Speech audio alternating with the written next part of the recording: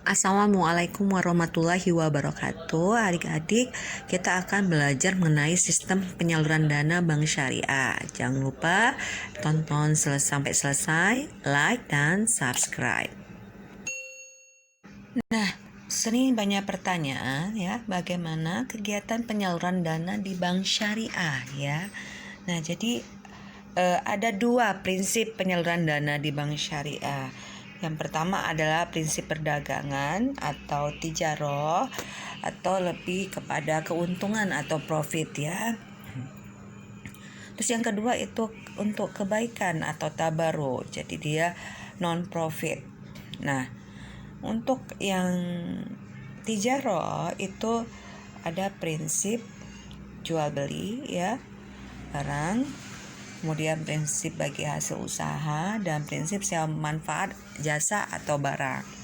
Nah, profitnya itu berupa margin untuk yang jual beli dan memakai akad murabahah, ada juga salam dan istisna.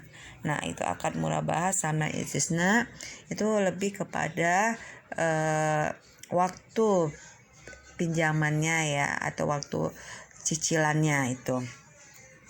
Kemudian prinsip bagi hasil usaha itu keuntungannya berupa bagi hasil ya, memakai akad mudharabah dan musyarakah. Nah, kemudian ada prinsip sewa manfaat, dia memakai profit ujroh atau upah, itu memakai akad ijaroh dan juga ijaroh muntahiyah bitamilik atau IMBT. Hanya saja pada IMBT itu barang yang disewa itu menjadi setelah selesai pembayarannya itu akan menjadi hak milik dari nasabah ya. Nah, kemudian prinsip kedua itu adalah kebaikan ya, atau tabaruk. Itu dia prinsip pinjam meminjam uang tapi non profit, tanpa imbalan, memakai akad qard ya. Oke. Kemudian ada 4 jenis transaksi penyaluran dana di bank syariah. Yang pertama adalah transaksi jual beli, memakai akad murabahah, salam dan istisna. Contohnya KPR rumah ya, atau juga bisa mobil ya. Kemudian transaksi bagi hasil dengan akad mudharabah dan musyarakah ya. Ya, itu bisa lewat tabungan gitu ya. Kemudian transaksi sewa manfaat atau ijaroh atau IMBT itu juga bisa berupa rumah dan mobil ya. Kemudian transaksi pinjam meminjam atau dengan qard ya, itu juga itu memakai akad qard tadi, jadi tanpa imbalan ya, sifatnya hanya meminjam saja. Nah, oke. Bagaimana sih transaksi jual beli secara syariah ya? Jadi kita perlu tahu dengan secara syariahnya. Itu pertama adalah jual beli ya. Kita pelajari satu-satu dulu ya. Jual beli pertama adalah memindahkan kepemilikan. Jadi jual beli adalah memindahkan kepemilikan kepada orang lain dengan harga ya. Kedua, jual beli halal hukumnya ya. Nah, seperti dalam surat Al-Baqarah, dan Allah telah menghalalkan jual beli dan mengharamkan riba ya. Jadi jelas dia barang itu dimiliki orang ya, kemudian ada penyerahannya. Kemudian 3, barang dimiliki penjual ya, jadi harus dimiliki penjual, tidak boleh menjualkan barang orang lain. Seperti dalam hadis riwayat Ibnu Tirmizi dan Abu Daud, jangan engkau jual suatu barang yang tidak engkau miliki. Jadi jangan menjual barang orang lain ya. Kemudian itu tadi, kalau barang yang diperjualbelikan harus barang halal dan digunakan untuk kegiatan halal ya. Nah, kemudian apa sih definisi jual beli dalam syariah ya, kalau definisi jual beli itu kan dia menerima sesuatu dan memberikan sesuatu. Secara istilah saling tukar menukar harta dengan tujuan kepemilikan. Tapi kalau berdasarkan dalil-dalil syariah tentang jual beli itu ya, jadi dalam Quran surah Al-Baqarah itu sudah jelas Allah telah menghalalkan jual beli dan mengharamkan riba. Dan hadis juga ya diriwayatkan oleh Ibnu Majah, jual beli harus atas dasar kerelaan, jadi suka sama suka, jadi tidak bisa dipaksakan ya. Ada juga hadis riwayat Ahmad, bila engkau membeli barang jangan dijual sebelum terjadi serah terima ya. Kemudian hadis riwayat Ahmad juga, sesungguhnya Allah bila mengharamkan suatu barang juga mengharamkan nilai jual barang tersebut ya. Jadi haruslah barang yang halal. Nah, hukum asal jual beli adalah mubah. Nah, jual beli dapat menjadi wajib, haram, sunat, dan makruh. Jadi bisa berubah ya. Jadi bisa menjadi wajib, bisa menjadi haram, bisa menjadi sunat, dan makruh, tergantung dari bentuk barang dan proses kita jual belinya. Nah, apa sih syarat-syarat sah rukun jual beli? Jadi kita mesti tahu sih ya. Nah, syarat-syarat sah jual beli pertama adalah kerelaan pelaku transaksi. Kedua, balik, berakal dan mengerti. Jadi harus umurnya harus sesuai dengan umur ya. Jadi kalau misal di perbankan itu boleh meminjam umurnya itu minimal 21 tahun ya. Kenapa 21 tahun? Karena dia sudah sudah bisa mencari uang sendiri ya, sudah tahu. Umur 21 tahun juga sudah selesai sekolah gitu ya biasanya. Kemudian berakal dan mengerti ya. Kemudian ketiga, objek diperbolehkan ya, yang secara syariah, bukan barang yang haram. Kemudian objek telah dimiliki penjual, jangan menjual barang orang lain. Kemudian objek dapat diserah terimakan dan objek diketahui kedua pihak saat akad. Dan harga harus jelas pada saat transaksi. Nah, jadi yang sekarang ini paling sering sekarang lagi istilahnya apa, reseller ya. Reseller itu menjualkan barang orang lain, padahal kita kebanyakan ada sudah beli, ada juga belum membeli, bahkan belum melihat bentuk fisik dari barang tersebut. Nah, itu tidak boleh. Nah, yang reseller yang disesuaikan syariah adalah dia sudah tahu bentuk barangnya dan juga sudah dibeli oleh dia. Jadi sudah menjadi hak milik, sudah menjadi milik dia, bukan milik orang lain ya. Ini yang sering terjadi sekarang. Kemudian rukun jual beli, pelaku transaksi, ada penjual dan pembeli pasti ya. Kemudian objek transaksinya ada barang ya. Kemudian harga disepakati ya, ada harganya sudah harga berapa gitu ya. Kemudian akad transaksi itu berupa kata-kata atau perbuatan. Jadi kata-katanya barang saya jual dan barang saya terima. Jadi ada akadnya gitu ya, dan perbuatannya memberikan uang dan menerima barang. Nah, kalau zaman sekarang serba online ya, kita kadang-kadang kita sudah beli barangnya belum kita terima, tapi sebenarnya tujuannya itu hampir sama. Jadi kita juga kan nanti pada saat kita terima itu uangnya baru diserahkan kepada penjual ya, itu intinya sama saja. Jadi kita menerima barang dulu, baru uangnya itu sebenarnya sudah kita diterima sama pihak ketiga ya, seperti contoh Tokopedia, Shopee, tapi belum diserahkan kepada penjual. Setelah kita puas menerimanya, baru ditransferlah uang itu ke rekening penjual. Itu sama saja. Jadi intinya walaupun secara online, tapi kita tahu fisik saat kita membeli, sama saja ya. Nah, jadi tidak harus saya mengeluarkan kata-kata itu kalau secara tidak online ya, tapi kalau secara online itu sudah disamakan dengan kita itu tadi bertransaksi, sama saja ya. Oke. Nah, bagaimana sih perbandingan transaksi pada akad pembiayaan syariah ya. Jadi perbandingan antara transaksi prinsip jual beli barang pada akad pembiayaan ya. Jadi mungkin ada istilah-istilah akad ya. Nah, kita akan pelajari secara detail.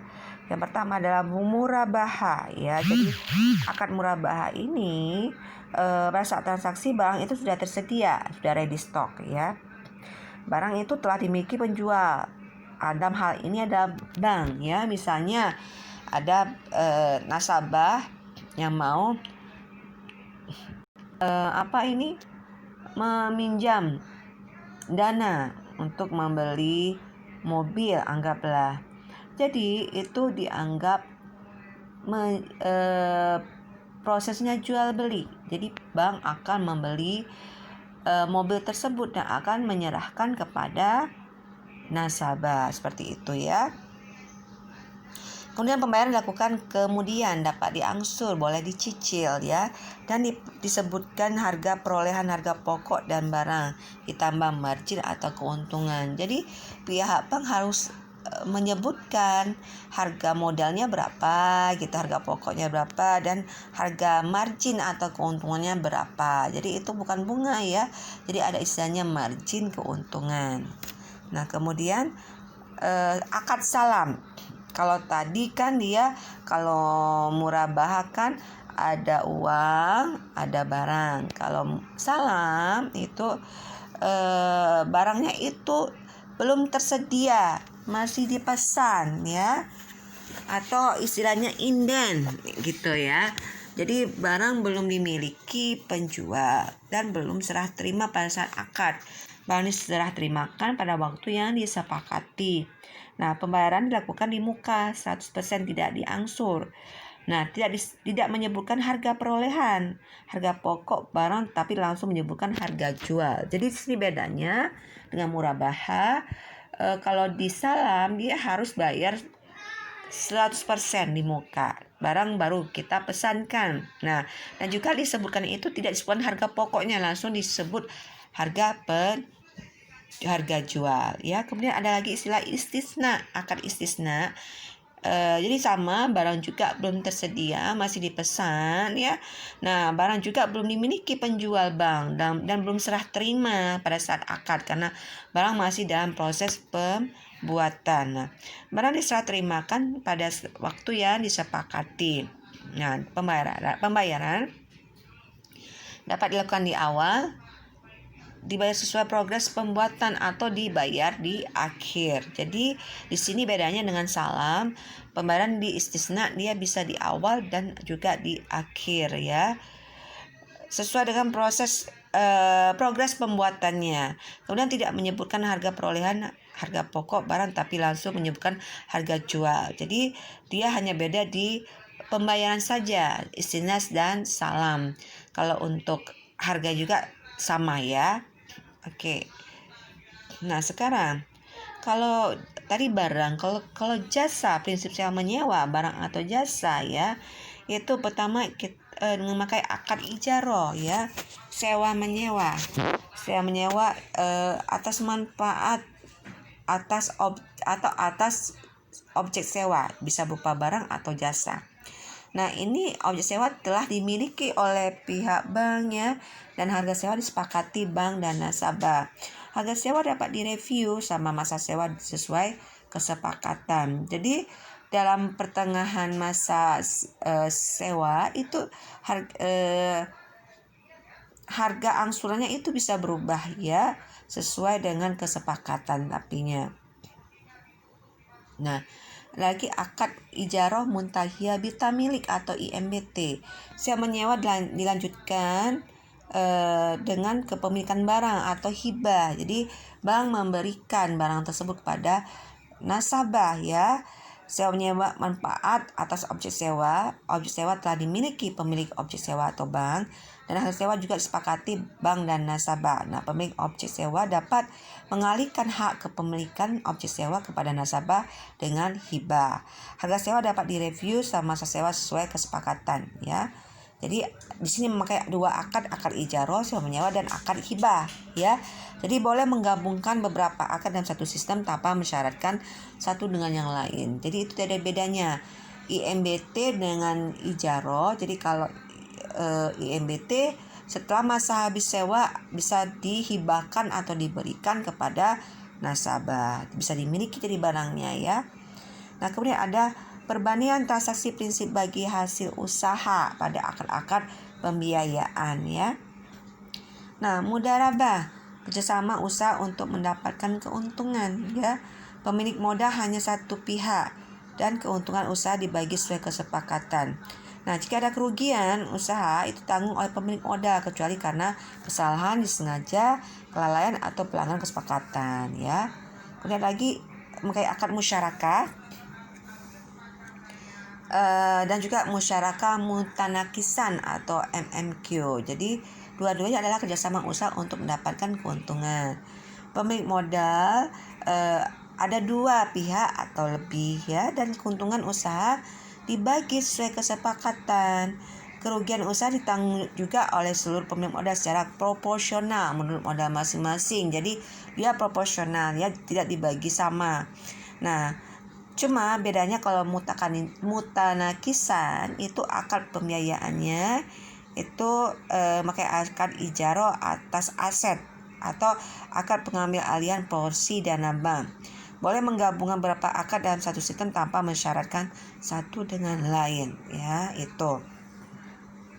Nah, kemudian ini perbandingan antara murabahah, IMBT dan MMQ ya.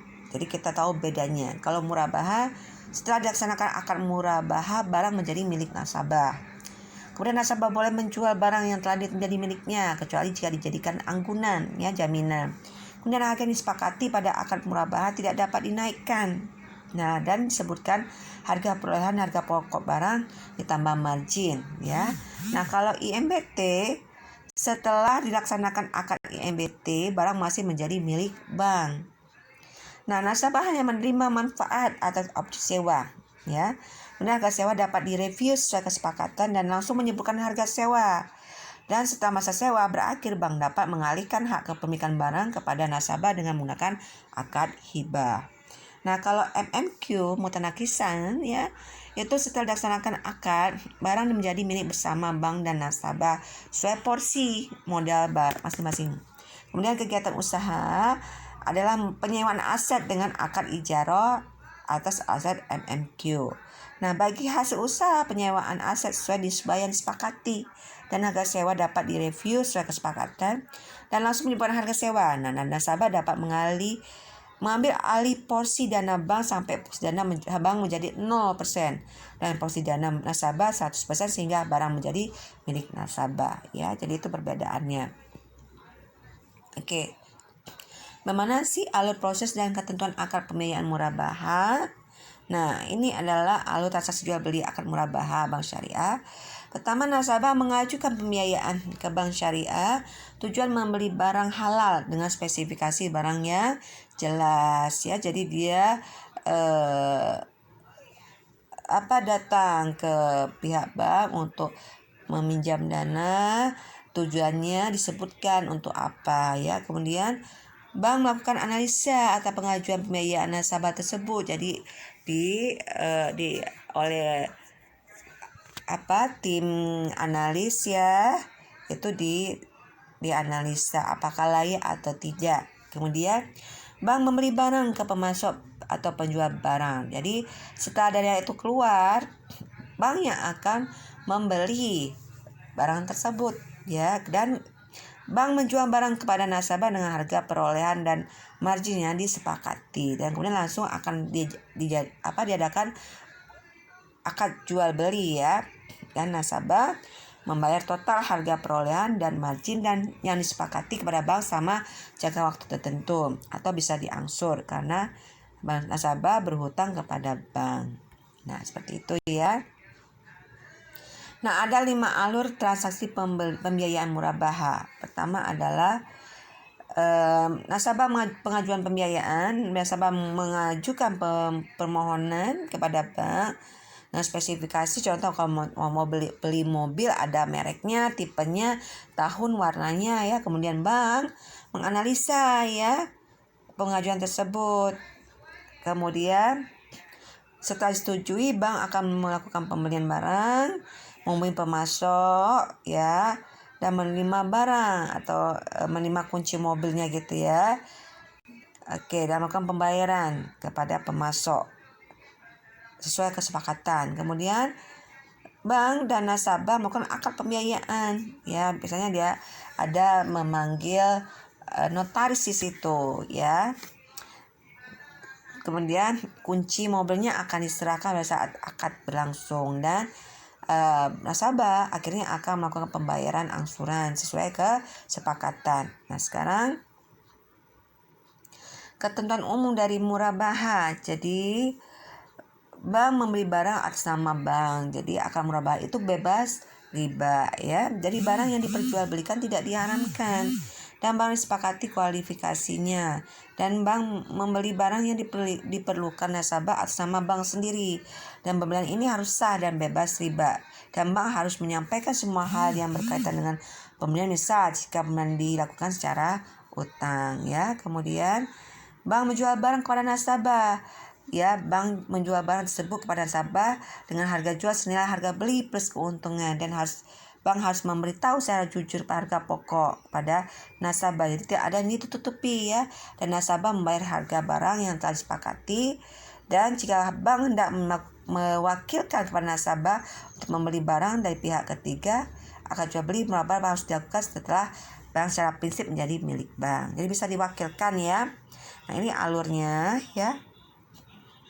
Ya, ada negosiasi gitu ya, seperti yang disebutkan tadi. Sekarang nah, apa perbedaan transaksi jual beli barang di bank syariah dengan pinjam meminjam bank di bank konvensional? Ini sering banyak ditanyakan. Kalau bank konvensional, transaksi kredit pinjam meminjam itu sudah pasti. Jadi pinjam sebesar X, yang dikembalikan adalah X plus Y. Nah ya, jadi dia mengikuti suku bunga pasar yang berlaku. Jadi fix, pasti ya untuk tahun pertama. Nah, kalau di bank syariah, barang telah dimiliki bank jelas spesifikasinya dan barang tidak berubah sama jangka waktu akad. Contoh transaksi, harga barang A, harga perolehan B, margin C. Jadi harga jual adalah harga perolehan B plus C plus margin dan uang muka. Jadi piutangnya adalah harga jual dikurang dengan uang muka. Jadi barang telah dimiliki bank, barang jelas spesifikasinya dan harga tidak berubah selama jangka waktu akad. Nah, ini menjual barang dari bank kepada nasabah dengan harga perolehan dan margin yang disepakati ya. Ini tadi seperti yang kita sudah infokan. Baik, sekarang kita kalau ada yang pakai uang muka, ada yang tanpa uang muka. Kalau dengan uang muka itu langsung dikurangi uang mukanya ya, jadi piutang nasabah. Kalau dengan uang muka dikurangi lah. Tadi dia kalau tanpa uang muka dia langsung harga jual itu menjadi piutang. Tapi kalau dengan uang muka itu harga jual itu dikurangi dengan uang muka. Itu menjadi piutang dari nasabah. Nah, hal-hal yang dilarang dalam akad murabahah pertama adalah barang yang tidak boleh, ada barang yang tidak halal ya, atau menunjang kegiatan tidak halal ya. Jadi barang belum jadi milik bank contohnya itu, dan tidak jelas barang yang dibeli. Kemudian harga itu telah disepakati di awal ya. Kemudian menambah jumlah tagihan tersisa, sisa piutang dan plus murabahah jika nasabah di reschedule. Jadi kalau misalnya nasabah itu mengalami usahanya agak ada masalah, jadi bisa di reschedule, bisa dibantu atau ditanggung bersama ya. Kemudian potongan pelunasan dalam murabahah disepakati dalam akad ya. Jadi ada juga istilahnya membeli barang yang sama pada pembeli yang sama atau refinancing. Lagi istilah take over dari bank syariah yang menggunakan akad murabahah dan akad murabahah juga di bank syariah yang baru. Jadi bisa di take over ya. Nah, untuk margin ini ada harga wajar. Jadi harganya wajar di pasar, harga keuntungannya ya. Dan disepakati pastinya dan tidak berubah ya sampai jangka waktu akad. Nah, kalau dalam nominal itu ditulis dalam nominal berapa keuntungannya yang disepakati ya. Kemudian cara menghitung intern bank ya. Syariah tidak mengatur perhitungan margin keuntungan secara detail karena margin adalah hak bank menghitung dari mana ya.